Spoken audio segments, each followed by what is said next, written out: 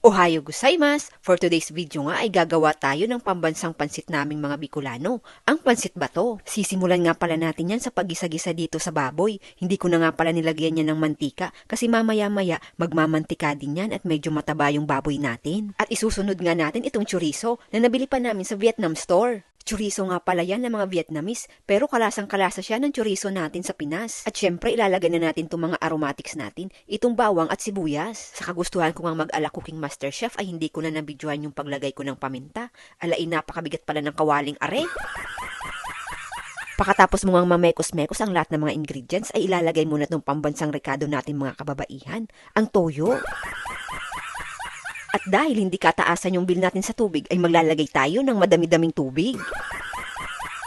Maglalagay din pala tayo dito ng oyster sauce na muntik na nga nating makalimutan. At kapag malambot na yung baboy, ay pwede na nating ilagay itong carrots at itong bida sa ating niluluto, ang pansit bato. At kapag medyo luto na itong pansit bato natin, ay ilalagay na natin itong madaming repolyo. Susulitin nga natin ang paggamit nitong madaming repolyo ngayon at nakabili tayo ng mura. Sa susunod kasi baka kakaunti na lang yung mailalagay natin at sobrang mahal na ng mga bilihin dito. At imemekos-mekos mo nga lang pala yan at mas masarap nga yan pag hindi overcook yung mga gulay. At ayan, luto na ang ating pansit bato gisado. At ipapatikim na nga natin yan sa parang nilalamig na sisiw dito.